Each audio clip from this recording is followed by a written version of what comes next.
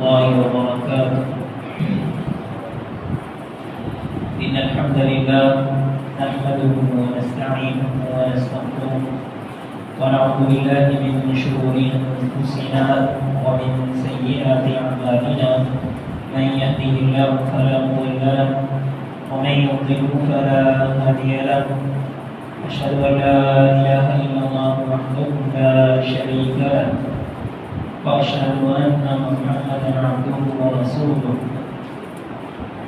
يا أيها الذين آمنوا اتقوا الله حق تقاته ولا تموتن إلا وأنتم مسلمون.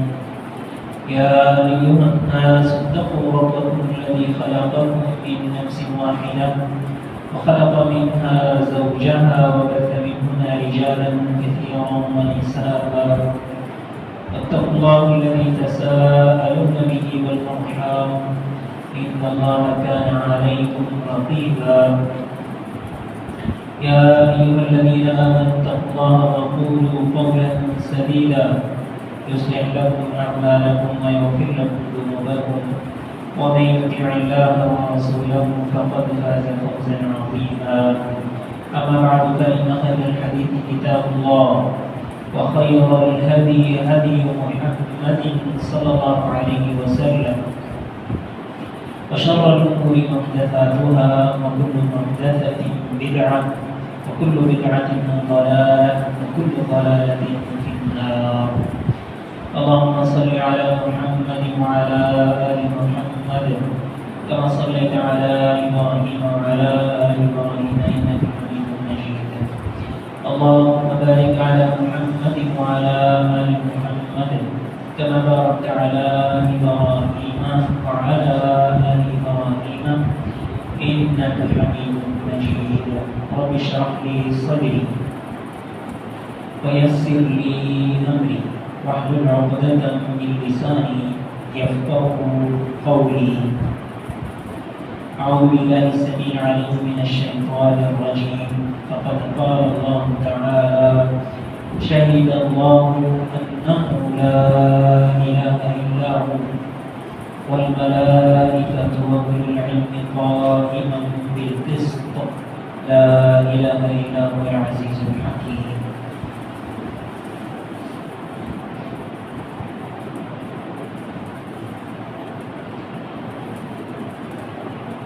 ساری کی ساری دنیا کے اندر کیے جانے والے جتنے بھی نیک اعمال ہیں، جتنی بھی نیکیاں ہیں، ان میں سے سب سے بڑی نیکی اور سب سے بڑی عبادت اس کا نام توحید ہے. اور اس کے برعکس دنیا کے اندر کیے جانے والے جتنے گناہ ہیں، ان میں سے سب سے بڑا گناہ اللہ کی ذات کے ساتھ شرک ہے. اس کو اللہ تعالیٰ نے اکبر الکبائر قرار دیا. یعنی ایک تو چھوٹے گناہ ہیں، پھر آپ بڑے گناہوں کی فہرست کرتے ہیں. ان بڑوں میں سے بھی جو سب سے بڑا گناہ ہے وہ شرک ہے. اسی طرح توحید، نیکیاں کچھ چھوٹی ہیں کچھ بڑی ہیں. نماز بہت بڑی نیکی ہے، روزہ بہت بڑی نیکی ہے، زکوٰۃ ادا کرنا یہ بہت بڑی عبادت ہے، حج، عمرہ وغیرہ یہ بہت بڑی بڑی نیکیاں ہیں. لیکن اللہ تعالیٰ کی توحید ان سب سے بڑی ہے. جس چیز کی جس قدر اہمیت ہوتی ہے اسی قدر اس کو پروٹوکول بھی دیا جاتا ہے، اس کے لیے اہتمام بھی کیا جاتا ہے. اللہ تعالیٰ نے قرآن کریم کے اندر جب توحید کو بیان کرنا تھا اور شرک کی نفی کرنی تھی تو اس مسئلے کے لیے اور آپ سمجھیں کہ اس قضیے کے لیے اللہ تعالیٰ نے جو اسلوب اختیار کیا ہے اس سے یہ پتہ چلتا ہے کہ توحید کتنا عظیم کام ہے اور اس کے لیے اللہ تعالیٰ نے جو گواہ قائم کیے ہیں ان کی کتنی بڑی شان ہے. آپ فرض کریں کہ کسی بندے کے ساتھ آپ کا 10-50 روپے کا جھگڑا ہو جاتا ہے تو ظاہر ہے اس جھگڑے کے لیے آپ کو پنچایت تو نہیں بٹھائیں گے نا، تھانے میں جا کے رپورٹ تو نہیں کروائیں گے. لیکن اگر یہی جھگڑا آپ کا کوئی 2-4 لاکھ کا یا 2-4 کروڑ کا ہو جائے تو آپ اس کو اسی طرح نہیں چھوڑیں گے جس طرح 5-10 روپے کی بات کو یا 200-400 کی بات کو چھوڑ دیا جاتا ہے۔ تو توحید کے لیے اللہ تعالیٰ کے ہاں توحید کا معاملہ اتنا زیادہ اہم ہے اور اس کی اتنی زیادہ اہمیت ہے کہ اللہ تعالیٰ نے اس کے لیے جو گواہ اختیار کیے وہ اللہ تعالیٰ کی مخلوقات میں سے سب سے زیادہ عظمت والے ہیں۔ فرمایا شہد اللہ انہ لا الہ الا ھو والملائکۃ واولو العلم قائما بالقسط۔ اللہ تعالیٰ فرماتے ہیں کہ اس دنیا کے اندر میرے علاوہ کوئی معبود برحق نہیں ہے، کوئی عبادت کے لائق نہیں ہے۔ کسی اور کی عبادت کرنا، پوجا کرنا، پرستش کرنا، یا جس کو ہم پوجا پاٹ بھی کہتے ہیں، یہ کرنا جائز نہیں ہے۔ کسی اور کے لیے جھکنا جائز نہیں ہے۔ اس کے اوپر اللہ تعالیٰ نے 3 گواہ ذکر کی ہیں۔ 3 چیزوں کو اللہ تعالیٰ نے، آپ یہ سمجھیں کہ 3 طرح کے اللہ تعالیٰ نے ہستیوں کو اس کے اوپر گواہ بنایا ہے۔ سب سے پہلا گواہ کون ہے؟ سب سے پہلا گواہ ہے شہید اللہ۔ اللہ تعالیٰ نے خود اپنے آپ کو گواہ کے طور پہ پیش کیا نا، تاکہ لوگ بات کو مان لیں اور بات کو سمجھ لیں۔ اگر کوئی چھوٹا موٹا محلے کا گواہ ہوتا تو ظاہر آپ نے ماننے نہیں، اور یہ بالخصوص بات اس وقت کے مشرکین کے لیے، مشرکین مکہ کے سامنے یہ بات ہو رہی ہے، تو ان کے اندر اگر گواہ کوئی چھوٹا موٹا ہوتا تو ظاہر انہوں نے بات کو ماننا ہی نہیں تھا۔ تو گواہ کے طور پہ اللہ تعالیٰ نے جو سب سے پہلے ذات کو ذکر کیا ہے وہ کون سی ذات ہے؟ وہ ذات باری تعالی ہے، رب العالمین کی ذات ہے۔ فرمایا شہید اللہ انہ لا الہ الا ھو۔ اللہ تعالیٰ یہ گواہی دیتا ہے کہ اللہ کے علاوہ کوئی بھی معبود برحق نہیں ہے۔ یہ سب سے پہلی گواہی اللہ تعالیٰ نے دی ہے اپنی، اور بطور تائید کی اللہ تعالیٰ نے کس کو ذکر کیا ہے؟ آپ دیکھیں پوری کی پوری کائنات کو اگر ہم نے 2 حصوں میں تقسیم کرنا ہو تو کیا ہے؟ ایک خالق ہے، باقی ساری کی ساری مخلوق ہیں۔ تو خالق تو اللہ رب العالمین ہو گئے، خالق نے خود اپنی گواہی تو دے دی۔ اب اللہ تعالیٰ نے اپنے علاوہ مخلوق میں سے کچھ گواہیاں چنی تھی، تو مخلوق میں سے جو اللہ تعالیٰ نے گواہیاں چنی ہیں وہ صرف 2 مخلوقات ہیں، وہ صرف 2 لوگ ہیں۔ آپ نے اس بات کو ذرا دھیان سے سننا ہے۔ میرا اصل موضوع جو ہے نا وہ اس کے بعد شروع ہوگا، جب آپ کو یہ بات سمجھ میں آ جائے گی۔ اللہ تعالیٰ نے اپنے ساتھ بطور گواہ کے جس کو بٹھایا ہے مخلوق میں سے، وہ 2 طرح کی مخلوقات ہیں۔ مخلوقات کو اگر آپ پھر 2 حصوں میں تقسیم کریں نا، کچھ ایسی مخلوقات ہیں جو معصوم ہیں، جن کے اندر گناہ کی کوئی استطاعت ہے ہی نہیں، گناہ کا مادہ اللہ تعالیٰ نے جن کے اندر رکھا ہی نہیں ہوا، تو وہ کیا ہے؟ وہ فرشتے ہیں۔ وہ فرشتے کبھی بھی گناہ نہیں کرتے، فرشتے صرف نیکی کرتے ہیں۔ لیکن فرشتوں کے علاوہ جو اللہ کی مخلوقات ہیں، جن اور انس، ان کے اندر اللہ تعالیٰ نے برائی کے بھی مادے رکھے ہوئے ہیں اور اچھائی کے مادے بھی رکھے ہوئے ہیں۔ تو اللہ تعالیٰ نے اپنے ساتھ دوسری جس مخلوق کو چنا ہے وہ فرشتے ہیں، اور فرشتے کسی قسم کا کوئی گناہ نہیں کرتے۔ اب یہ 2 گواہیاں ہوئی۔ آپ نے غور کرنا ہے کہ تیسری گواہی کے طور پہ اللہ تعالیٰ نے کس شخصیت کو چنا؟ فرمایا شہید اللہ انہ لا الہ الا ھو والملائکۃ واولو العلم قائما بالقسط۔ تیسرے گواہ کے طور پہ جو اللہ تعالیٰ نے چنا ہے وہ جنوں اور انسانوں میں سے کس کو چنا ہے؟ کیا حکمرانوں کو چنا ہے؟ کیا اللہ تعالیٰ نے بڑے بڑے تاجروں کو چنا ہے؟ بڑے بڑے جو بزنس مین ہیں ان کو چنا ہے؟ بڑے بڑے چودھریوں کو چنا ہے؟ یہ بڑے بڑے پارٹیوں کے جو آپ یہ کہہ لیجیے کہ سربراہان ہیں ان کو چنا ہے؟ بلکہ تیسری گواہی کے طور پہ اللہ تعالیٰ نے جن کو چنا ہے ان کو اللہ تعالیٰ نے اولو العلم قائما بالقسط کے ساتھ ان کا ذکر کیا ہے۔ گویا اللہ تعالیٰ نے اہل علم کی شان کو بڑھانے کے لیے، ان کو توحید کے لیے باقاعدہ گواہ کے طور پہ ذکر کیا ہے کہ اللہ تعالیٰ کی جو توحید ہے اور جو شرک کی مذمت ہے، اس سلسلے کو اگر دنیا کے اندر باقی رکھنے کا کوئی ذریعہ ہے، اس کی ترویج اور تبلیغ کا کوئی ذریعہ ہے، تو وہ کون ہے؟ وہ علماء ہیں۔ علماء نے اس مشن کو لے کے چلنا ہے، اور اس میں علماء نے، یعنی علماء سے بھی پہلے، انسانوں میں سے پہلے اللہ نے کن کو اختیار کیا؟ فَلَقَدْ بَعَثْنَا فِي كُلِّ أُمَّةٍ رَسُولًا أَنِ اعْبُدُوا اللَّهَ وَاجْتَنِبُوا الطَّاغُوتَ۔ اللہ تعالیٰ نے ہر امت کے اندر ایک رسول بھیجا جن کا پیغام یہ تھا کہ اللہ کی توحید کی دعوت دینی ہے اور شرک سے لوگوں کو بچانا ہے۔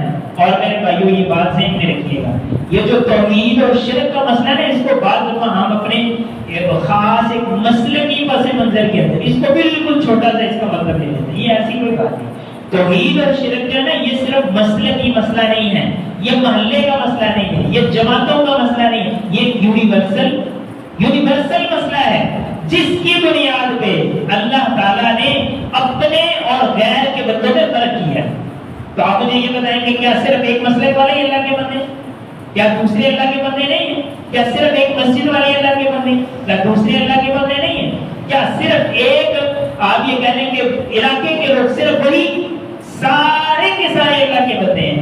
اس وجہ سے جب بھی توحید کا ذکر ہوتا ہے اور جب بھی اللہ کے ذات کے ساتھ شرک کا ذکر ہوتا ہے تو اس میں ہمارے ذہن میں یہ بات رہنی چاہیے کہ یہ ایک بہت بڑا اور اہم مسئلہ ہے۔ تو توحید کی دعوت دینے کے لیے اور شرک سے لوگوں کو بچانے کے لیے اللہ تعالیٰ نے سب سے پہلے یہ انبیاء کو ذمہ داری عطا فرمائی تو تم نے ہر ایک کو توحید کی طرف بلانا ہے اور شرک سے اس کو بچانا ہے۔ اب مسئلہ یہ ہے کہ 1,00,000 اور کم و بیش 24,000 یہ جتنے بھی پیغمبر اللہ تعالیٰ نے بھیجے ہیں وہ تو آئے اور ان میں سے آخری پیغمبر جو ہیں وہ آج سے 1400-1500 سال پہلے اس دنیا سے رخصت ہو گئے اور فرمایا انا خاتم النبیین لا نبی بعدی، میرے بعد اب کوئی اور نبی آنے والا نہیں ہے۔ تو یہ جو توحید کی ترویج اور ارشاد اور حق کے بیان کی ذمہ داری پھر کن کی لگائی گئی؟ تو نبی کریم صلی اللہ علیہ وسلم نے فرمایا العلماء ورثۃ الانبیاء، جو علماء ہیں وہ انبیاء کے وارث ہیں، وہ اس مشن کو لے کے دوسروں تک پہنچائیں گے، یہ اللہ کی ذات کے ساتھ لوگوں کو جوڑیں گے، ان کا اللہ کی ذات کے ساتھ تعلق مضبوط کریں گے، مسالک کی جگر پتیوں سے نکال کے، شخصیات سے نکال کے، تعصبات سے نکال کے، جمود سے نکال کے براہ راست اللہ کے ساتھ جوڑنا، یہ کس کی ذمہ داری ہے؟ یہ علماء کی ذمہ داری ہے۔ لیکن افسوس کے ساتھ یہ کہنا پڑتا ہے کہ انہی علماء کے طبقے کے اندر باقاعدہ اس طرح کے لوگ موجود ہیں جو باقاعدہ لوگوں کو مسلکوں کے اندر دھڑوں کے اندر تعصبات کے اندر جمود کے اندر جو ہے وہ لے کے، اس کا مطلب یہ ہے کہ وہ ذمہ داری ادا، وہ انبیاء والی ذمہ داری ادا نہیں کر رہے، وہ اس مشن کو ادا نہیں کر رہے جو اللہ تعالیٰ نے مشن انہیں عطا کیا ہے۔ لیکن خیر میرا موضوع یہ ہے کہ علماء کرام کی معاشرے میں کیا اہمیت و فضیلت ہے، شریعت نے علماء کو کس نظر سے دیکھا ہے اور ہم علماء کو کس نظر سے دیکھتے ہیں۔ آپ مجھے یہ بتائیے کہ ایک عام محلے کا آگے کہہ لیجیے کہ ایک ساکن ہے یا محلے میں رہنے والا ہے، ایک ہے بیٹا اس کا، جب وہ بندہ فوت ہوگا اس کا بیٹا اس کا وارث ہوگا، دوسرا ہے ایک ملک کا بادشاہ ہے، اس کا بھی بیٹا ہے، جب وہ فوت ہوگا تو وہ اس کا وارث ہوگا، یعنی جو وراثت چھوڑ کے جانے والا ہے اس کے وارثین کی اہمیت اور فضیلت اسی کے مطابق ہوتی ہے۔ یہ جی چودھری صاحب کا وارث ہے، یہ فلاں بڑے افسر کا وارث ہے، یہ فلاں جماعت کے جو بڑا نمائندہ ہے یہ اس کا وارث ہے، یہ فلاں ملک کے بادشاہ اور وزیر کا وارث ہے۔ لیکن علماء کس کے وارث ہیں؟ علماء انبیاء کے وارث ہیں۔ آپ مجھے بتائیں کہ دنیا کے اندر روئے زمین پہ نبیوں سے بڑی کوئی شخصیت ہو سکتی ہے کہ نہیں ہو سکتی؟ نبیوں سے بڑی کوئی شخصیت روئے زمین پہ موجود ہے نہیں ہے۔ یعنی جو وراثت بناتا ہے نا، وارث بناتا ہے، اس کو کہتے ہیں مورث۔ تو نبیوں سے بہتر کوئی مورث نہیں ہے، اور نبیوں کی جو وراثت ہے یعنی قال اللہ و قال الرسول، یعنی قرآن و سنت، اس سے بہتر کوئی وراثت نہیں۔ اس دو نقطوں کے اندر ہم میں سے کسی کو کوئی اختلاف نہیں ہے۔ کیا ہم میں سے کوئی بھی بندہ یہاں پہ بیٹھ کے کہہ سکتا ہے کہ نہیں جی اللہ کے نبی سے بھی معاذ اللہ کوئی افضل ہے؟ کوئی کہہ سکتا ہے یہاں پہ؟ نہیں کہہ سکتا۔ اچھا، اس قرآن سے افضل کوئی چیز ہے؟ اللہ کے رسول کے فرمان سے افضل کوئی چیز ہے تو بھائی تیسرا نقطہ جو ہے وہ تیسرا نقطے پہ بھی پھر ہمیں کوئی اختلاف نہیں ہونا چاہیے کہ دنیا کے سب سے افضل شخصیت نبی کے جو وارث بننے والے ہیں اور ان سے یہ جو وراثت حاصل کرنے والے ہیں، اس کا مطلب یہ کہ ان سے بھی افضل کوئی اس دنیا میں نہیں ہے، کیونکہ اللہ کے رسول صلی اللہ علیہ وسلم نے فرمایا کہ انبیاء جو ہیں وہ درہم و دینار چھوڑ کے نہیں آتے، بلکہ وہ تو انما ورث العلم فمن اخذه اخذ بحظ وافر، کہ وہ علم دے کے جاتے ہیں، قال اللہ و قال الرسول دے کے جاتے ہیں، جس کو یہ وراثت مل جاتی ہے اس کو دوسری وراثت، اس کو اس وراثت کی کوئی حیثیت اور اہمیت نہیں۔ اچھا یہی وجہ ہے، یعنی وراثت کا جو اصول ہوتا ہے نا، دنیاوی وراثت کا، یہ بینک بیلنس اور پیسے اور یہ جو پراپرٹی ہے، اس میں اصول یہ ہوتا ہے کہ آپ کا وارث اہل ہو یا نا اہل ہو، وراثت اسی کو ملنی ہے، کیونکہ وہ اس کا بیٹا ہے، وہ اس کی بیٹی ہے، وہ اس کا رشتہ دار ہے۔ لیکن اس قرآن کا یہ اصول نہیں ہے، اس علم کا یہ اصول نہیں ہے۔ اس سے جب کہا گیا نا کہ علماء بھی آگے وارث ہیں، تو مراد یہ ہے کہ اگر جاہل ترین آدمی کا بیٹا بھی اگر عالم بن جاتا ہے تو اس کو یہ نہیں کہا جائے گا کہ تمہارا ابا تو جاہل تھا، تمہارے ابا کو تو نماز پڑھنی نہیں آتی، تم آگے یہاں پہ مسلح پہ بیٹھے ہوئے، تم یہاں پہ ممبر پہ چڑھے ہوئے، اس وجہ سے چڑھا ہوا ہے کیونکہ اس کے پاس یہ وراثت موجود ہے۔ اور اس کے بالکل برعکس ایک شخص ہے، اس کے والد صاحب محدث زمان ہیں، سید الفقہاء ہیں، مفتی اعظم ہیں، شیخ الاسلام ہیں، بعض شخصیات کے میں یہاں پہ نام بھی لے سکتا ہوں، لیکن ان کی اولاد میں ان کے وارث موجود ہیں، ان کی کوٹھیوں کے وہ وارث تو بنے ہیں، ان کے پیسوں کے وارث تو بنے ہیں، لیکن ان کے ممبروں کے وارث نہیں بنے۔ کیوں؟ کیونکہ وہ اس کے اہل نہیں تھے، انہوں نے قرآن کی تعلیم حاصل نہیں کی، انہوں نے دین کی تعلیم حاصل نہیں کی، اور خوش نصیب ہیں وہ لوگ کہ جو اپنے والدین کی وراثت یعنی دنیاوی وراثت کے بھی وہ وارث بنتے ہیں اور اس ممبر و محراب کے بھی وہ وارث بنتے ہیں۔ اور یہ مسجد ماشاءاللہ اس کی ایک بہترین مثال ہے۔ بات میں یہ کرنا چاہتا ہوں میرے بھائیوں کہ معاشرے کے اندر اگر ہم اصلاح چاہتے ہیں تو سب سے پہلی بات یہ ہے کہ ہمیں خود عالم دین بننے کی کوشش کرنا ہے، نبی کے وارث بننے کی کوشش کرنا ہے۔ علم کی فضیلت یہ ہے، نبی کریم صلی اللہ، ہم تو یہ مانتے ہیں نا، یا آپ کے جو خطیب صاحب ہیں یا آپ کے جو امام صاحب ہیں یا جو بھی آپ کے بزرگ ہیں یا کوئی ولی ہیں جو بھی ہوتے ہیں، آپ ان سے جا کے پوچھتے نہیں ہیں کہ آپ کون سی دعا مانگتے ہیں، پوچھتے ہیں نا آپ ان سے کہ جو آپ مانگتے ہیں وہی میں آپ کو بتاتا ہوں۔ آپ غور کریں کہ اللہ کے رسول نے کون سی دعا مانگی۔ اللہ کے رسول صلی اللہ علیہ وسلم کے بارے میں قرآن کریم کے اندر جتنی بھی دعائیں ذکر ہیں، آپ دیکھیں گے کہ کسی چیز میں بھی اضافے کی دعا اللہ کے رسول نے یہ نہیں کہا کہ اللہ کے رسول نے یہ نہیں کہا، یا اللہ تعالیٰ نے اللہ کے رسول کو یہ نہیں کہا کہ چلو تم مجھ سے دنیا کا مال مانگو، دنیا کی بادشاہت مانگو، دنیا کی چودراہٹ مانگو، رشتہ داریاں مانگو، یہ چیزیں مانگو۔ صرف ایک چیز ہے جس کے بارے میں اللہ کے رسول صلی اللہ علیہ وسلم کو حکم دیا گیا کہ تم نے اللہ سے اور مانگنا ہے، اور وہ کیا چیز ہے؟ وہ یہ علم ہے، وہ یہ علم ہے۔ اللہ تعالیٰ قرآن کریم کے اندر یہ جو سورہ کہا ہے اس کے اندر کیا فرمایا؟ وَقُلْ رَبِّ زِدْنِی، یہ ربی زدنی علما، ربی زدنی علما کتنی دعا، یہ اصل میں وہ دعا ہے جو اللہ کے رسول صلی اللہ علیہ وسلم کو باقاعدہ مانگنے کا حکم دیا گیا۔ کس نے دیا ہے؟ قرآن کریم کے اندر باقاعدہ اللہ تعالیٰ نے یہ حکم دیا۔ آپ یہاں سے اندازہ کر سکتے ہیں کہ یہ علم کتنا فضیلت والا ہے۔ اللہ کے رسول چاہتے تو اور بھی تو دعائیں مانگ سکتے تھے نا، ہمارے جیسے ہوتے تو اللہ کے رسول کو جس طرح کی آفریں اور پیشکشیں تھی، ہم کہتے تھے یہ سارے کے سارے مکے مدینے کے پہاڑ سونے کے بنا دیے ہیں، لیکن اللہ کے رسول نے یہ دعا مانگی نہیں ہے، اور فرمایا وَلَا تَمُدَّنَّ عَيْنَيْكَ إِلَىٰ مَا مَتَّعْنَا بِهِ، یہ جو دنیا کی زندگی ان کو دی ہوئی ہے اور یہ جو دنیا کے ٹھاڑ باٹ ہیں، آپ نے اس طرف دیکھنا بھی نہیں ہے، مانگنا تو دور کی بات ہے، لیکن جو مانگنے کا حکم دیا گیا وہ کیا ہے؟ وہ میرے بھائیو یہ قرآن کی تعلیم ہے، قرآن کا علم ہے، شریعت کا علم ہے۔ آپ حیران ہوں گے کہ اللہ کے رسول سے بڑا کوئی عالم ہے اس دنیا میں؟ کیوں جی؟ نبیوں سے بڑا کوئی عالم ہو سکتا ہے دنیا میں؟ اللہ کے رسول سے بڑا کوئی عالم دنیا میں ہے؟ اس کے باوجود اللہ کے رسول کو کیا کہا جا رہا ہے؟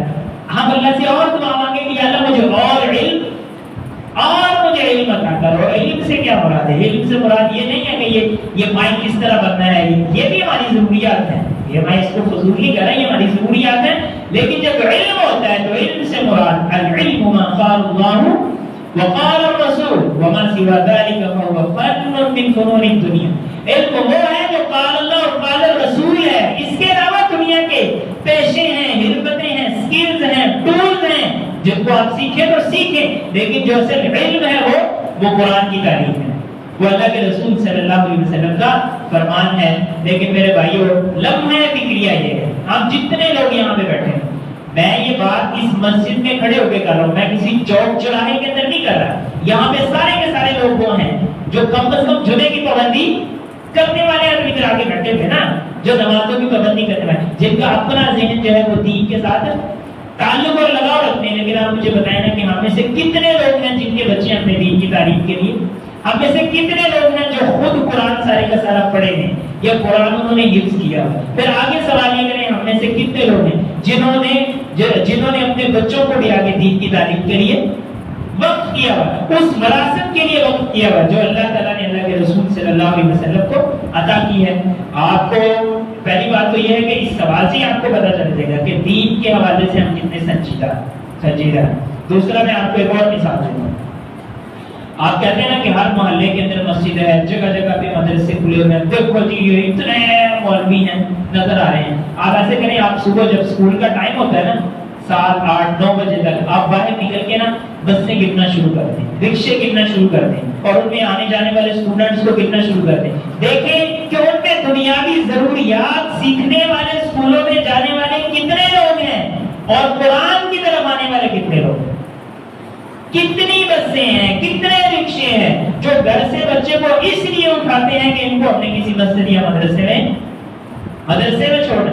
وہ میں دوسرے والے کی نفی نہیں کر رہا، یہ بات ہمیں بار بار کہنی پڑتی ہے کیونکہ لوگ سمجھتے ہیں کہ شاید مولوی، اللہ کا شکر ہم سب کو سارا کچھ پڑھے ہوئے ہیں، لیکن کہنے کا مقصد یہ ہے کہ دین کے اندر ہماری دلچسپی کتنی، دین کے لیے ہم کتنی محنت کرتے ہیں. حالانکہ علم کہانی کا ہی اس کو کیا ہے، بلکہ اسکولوں کے اوپر یہ جو بڑا سا لکھا ہوتا ہے کہ طلب العلم فریضۃ علی کل مسلم، اور اپنی طرف سے آگے مسلمہ بھی، حالانکہ مسلم کے اندر تو نہیں آتے تھے کہ علم حاصل کرنا ہر مسلمان پہ فرض ہے. اور اس کو لکھنے کے نیچے کیا پڑھایا جاتا ہے، اس کے نیچے جو ہے وہ ساری کی ساری دنیا کی حرفتیں ہیں، سکلز ہیں. اور جس علم کے بارے میں یہ کہا گیا ہے کہ یہ ہر مسلمان پہ فرض ہے، وہ کسی کو پڑھایا نہیں جاتا. اسکولوں میں جا کے پوچھا جاتا ہے جی آپ کا نصاب کیا ہے، آپ کہاں سے، کوئی جی آکسفورڈ ہے، یہ ہے، وہ ہے. اللہ کی توحید کدھر ہے جی، قرآن کدھر ہے، نبی کریم صلی اللہ علیہ وسلم کے فرامین کدھر ہیں، کدھر ہے اربعین نووی، کدھر ہے جامع العلوم والحکم، کہاں ہے منہاج المسلم، کہاں ہے. بچے ہمارے پاس پڑھنے آتے ہیں، تیاری کرنے کے لیے آتے ہیں، 10ویں کلاس میں پہنچ گئے ہیں، میٹرک کی تیاری کر رہے ہیں، یہ نہیں پتا کہ وضو کس طرح کرنا ہے، یہ نہیں پتا کہ بچہ بالغ ہو گیا، اب اگر وہ مطلب اس کو ضرورت پڑ گئی ہے تو اس نے غسل کس طرح کرنا ہے، یہ نہیں پتا کہ غسل کرنے کا طریقہ کیا ہے. اور پڑھانے والے اساتذہ بھی اللہ ماشاءاللہ سب کے وہ بھی اسی طرح ہیں.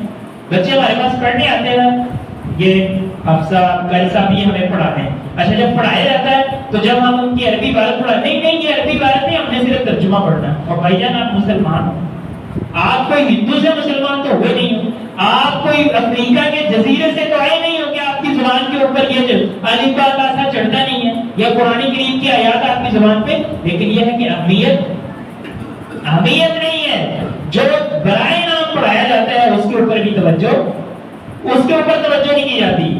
شیخ الاسلام ابن تیمیہ رحمۃ اللہ علیہ بہت بڑے عالم دین ہیں، عالم اسلام کے گنے چنے لوگوں کے اگر فہرست ٹاپ 10 اگر لوگ نکالے جائیں پوری 14 صدیوں کے اندر تو یقیناً ان میں سے ایک نام شیخ الاسلام ابن تیمیہ کا آتا ہے. ان کے ایک شاگرد ہیں، ان کا نام ہے امام ابن قیم رحمۃ اللہ علیہ. انہوں نے کتاب لکھی ہے مفتاح دار السعادہ. یہ مفتاح دار السعادہ کا کیا مطلب ہے؟ دار السعادہ کہتے ہیں جنت کو، یعنی ایسی جگہ جہاں پہ آپ کو خوشیاں ہی خوشیاں ملنی ہے. تو مفتاح دار السعادہ سے مراد ہے کہ جنت کی چابی. تو جنت کی چابی کے نام سے انہوں نے کتاب لکھی ہے، اس کے اندر شروع سے لے کے آخر تک انہوں نے یہی بات بیان کی ہے کہ دین کا علم حاصل کرنا کتنا ضروری ہے. اور غالباً 100 سے زائد دلائل انہوں نے پیش کیے ہیں کہ یہ قرآن کریم کی تعلیم اور نبی کریم صلی اللہ علیہ وسلم کے فرامین کی تعلیم ہمارے اوپر کتنے زیادہ ضروری ہے. اور میں صرف ایک بات میں آپ کے سامنے نقل کرتا ہوں. فرماتے ہیں حاجت الناس الی الدین یا حاجت الناس الی علم الدین اکثر من حاجتهم الی الطعام والشراب، کہ لوگوں کو یہ دین سیکھنے کی، یہ علم سیکھنے کی اتنی زیادہ ضرورت ہے کہ روزانہ کھانے پینے سے بھی زیادہ اس کی ضرورت ہے. آپ میں سے کون بتا ہے جو روزانہ کھانا پینا نہیں کھاتا؟ کم سے کم 2-3 دفعہ تو ہم کھاتے ہیں کہ نہیں کھاتے؟ ایک دفعہ تو کھاتے ہی ہوں گے نا. لیکن قرآن کتنی بار پڑھتے ہیں آپ؟ کیوں نہیں میرے بھائی؟ یعنی جو ہمارے کھانے پینے ہیں نا وہ تو ہم نے ایک ناشتہ ہے، بریک فاسٹ ہے، پھر اس کے بعد لنچ ہے، پھر ڈنر ہے، اور اس کے پتہ نہیں کیا کیا ہم نے نام رکھے ہوئے. تو یہ ہماری ضروریات ہے، اس میں کوئی مسئلہ نہیں ہے. لیکن مسئلہ یہ ہے کہ جو اس سے بھی زیادہ ضروری چیز ہے وہ ہم کتنی بار کرتے ہیں، وہ ہم کتنی بار کرتے ہیں. قرآن کو آخری بار ہم نے کب کھولا تھا، کب پڑھا تھا؟ اور اپنے بچوں کے لیے ہم نے ٹیوشنیں الگ سے لگائی ہوئی ہیں، ٹویٹر رکھے ہوئے ہیں، اس کے ٹویٹر جو ہے نا وہ رکھے ہوئے ہیں، معلمین تعلیم ہم نے رکھے ہوئے ہیں. لیکن قرآن پڑھنے کے لیے ہم کتنی محنت کرتے ہیں؟ قرآن کے ساتھ ہم کیا سلوک کرتے ہیں؟ دین کے ساتھ ہم کیا سلوک کرتے ہیں؟ اس دنیا سے جب ہماری آنکھیں بند ہو جائیں گی، اللہ تعالیٰ سب کو صحت و عافیت والی لمبی زندگی عطا کرے. لیکن آپ یہ یاد رکھیے کہ جب اس دنیا سے ہماری آنکھیں بند ہو جائیں گی تو کیا کام آنا ہے؟ اس دنیا سے جب آپ نے جانا ہے تو کیا آپ کے کام آنا ہے؟ یہی دین آپ کے کام آنا ہے، یہی قرآن آپ کے کام آنا ہے، وہی تعلیمات آپ کے کام آنی ہے جو آپ نے فرمایا اذا مات ابن آدم انقطع عنه عمله الا من ثلاث. جب آدمی اس دنیا سے چلا جاتا ہے سارے کے سارے زندگی ختم ہو جاتے ہیں، بینک جو ہے نا وہ ختم ہو جاتے ہیں، وہ بلاک ہو جاتے ہیں، ان میں سے کوئی 1 روپیہ نہیں نکال سکتا، کچھ اس کے ساتھ نہیں جاتا. لیکن صرف 3 چیزیں اس کے ساتھ جاتی ہیں. وہ کیا ہے؟ ان میں سے ایک علم ہے، ان میں سے ایک وہ اولاد ہے جن کو دین کا علم دیا ہوا اور نیک ہے، اس کے لیے دعا کرتے ہیں. اور تیسرا صدقہ جاریہ. اور صدقہ جاریہ بھی وہ ساری کی ساری چیزیں اسی سے ملتی جلتی ہیں. تو میرے بھائی ہمیں ان باتوں کے اوپر غور و فکر کرنے کی ضرورت ہے. میں پیغام یہ دینا چاہتا ہوں کہ سب سے پہلے ہمیں خود کوشش کرنی چاہیے کہ ہم نے دین کا علم حاصل کرنا ہے.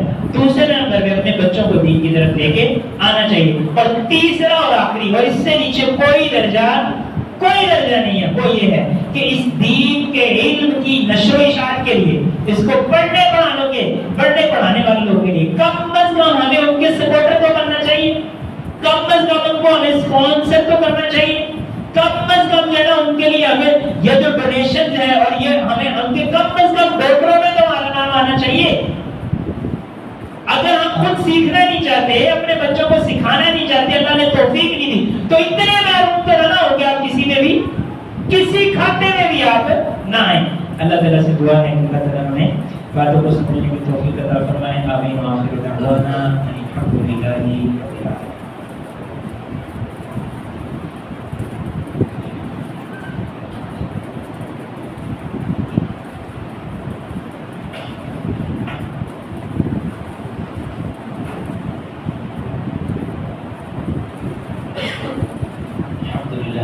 والصلاة والسلام على من لا نبي بعده.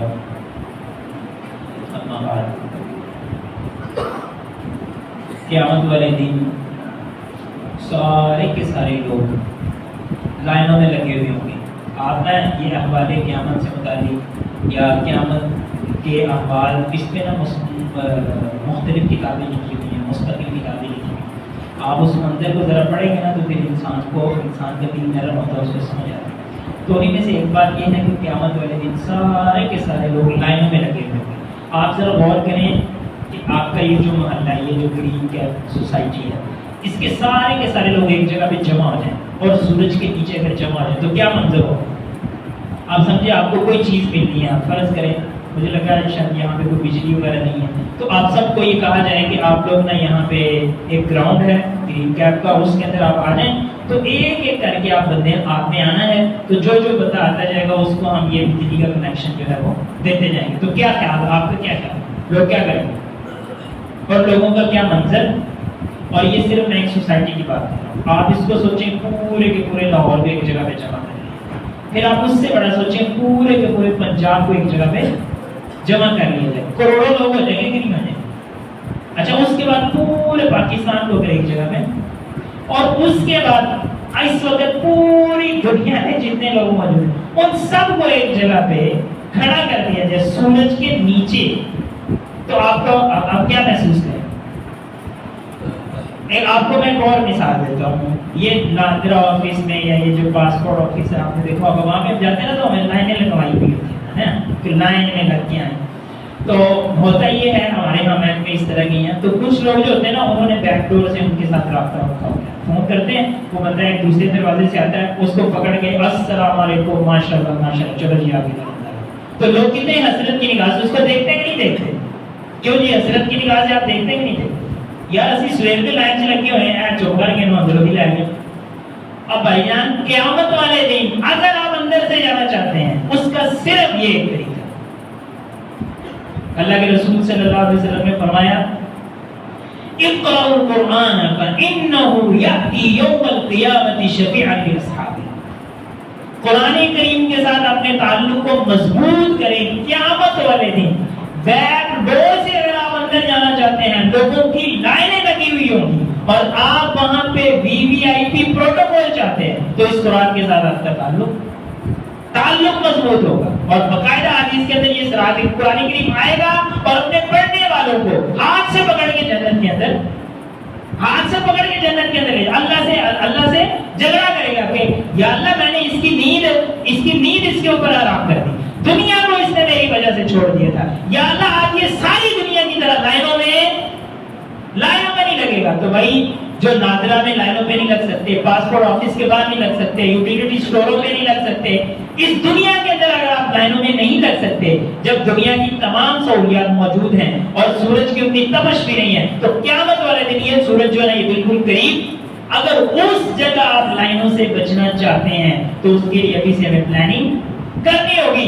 اللہ اور اس کے رسول کے ساتھ تعلق مضبوط کرنا ہوگا، قرآن کے ساتھ ہمیں اپنا تعلق مضبوط کرنا ہوگا. اور قرآن کے ساتھ تعلق باتوں سے تو نہیں ہوگا نا میرے بھائی. میں نے آپ کو بتایا کہ 3 درجے ہیں، کم سے کم 3 درجے، اس کے علاوہ اور کچھ اس کے بعد جو ہے نا وہ ہمارا کسی قسم کا کوئی تعلق صرف باتیں رہ جاتی ہیں. وہ کیا ہے؟ یا تو خود علم حاصل کریں اور اپنے بچوں کو بلائیں، یا کم از کم، اور یہ کم از کم میں کہہ رہا ہوں، اور میں یہ نہیں کہہ رہا کہ جو لوگ قرآن کو سپورٹ کرنا شروع کرتے ہیں وہ خود قرآن پڑھیں نا، وہ اپنے بچوں کو نہیں، لیکن میں کہہ رہا ہوں یہ کم از کم درجہ ہے. مسجدیں آپ کے منتظر ہیں، مساجد آپ کے منتظر ہیں، ادارے آپ کے منتظر ہیں کہ کوئی آئے اور یہاں پہ جو خیر کے کام چلنے والے ہیں ان میں کوئی سپورٹ کرے. لیکن ہم میں بہت ہم سمجھنے کو پتہ نہیں، اور نہیں یہ کوئی ضرورت نہیں. اور ہم یہ سمجھ رہے ہوتے ہیں کہ یار ہم مسجد کو نہیں اسی طرح مولویوں کے پیٹ پر ہے. مسئلہ یہ نہیں ہے، مسئلہ یہ ہے کہ یہ مولوی کون ہے؟ یہ مولوی وہ ہے جس کو اللہ نے یہاں پہ کھڑا کیا ہوا ہے. یہ اللہ کی طرف سے نمائندہ ہے، یہ اللہ کی طرف سے آپ کو یہ دعوت دینے والا ہے. جب آپ مسجد یا مدرسے کو سپورٹ کرتے ہیں تو آپ کی 2 طرح کی آپ کی سوچ ہے. ایک تو یہ آپ سمجھ رہے ہیں جیسی مولویوں کے پیٹ پر ہے، مولوی بیٹھے کھائی جاتے ہیں، عیاشیاں کری جاتے ہیں، ایسے بھوکے بلند ہے. تو بھائی اس طرح اگر آپ کریں گے نا، آپ دیں گے بھی تو آپ کو کوئی فائدہ ہونے والا نہیں ہے. دوسری صورت یہ ہے، آپ سمجھیں گے کہ میں اس مشن کا حصہ بننے والا ہوں جو انبیاء کا مشن ہے، جو علماء کا مشن ہے، جو ورثۃ الانبیاء کا مشن ہے، قرآن کی تعلیم کو آگے پھیلانے والوں کا یہ مشن ہے. تو اس صورت میں اگر آپ دیتے ہیں اور خدا نہ خاصہ اگر وہ کسی ایسی جگہ پہ بھی چلا گیا ہے کہ اس کو لگانے والوں نے اس کو بددیانتی کی ہے، تو آپ کا تو صبر، آپ کا اجر جو ہے وہ اللہ کے یہاں وہ لکھ دیا گیا ہے. جو بندہ اس پہ 2 نمبری کرنے والا وہ اللہ کے یہاں اس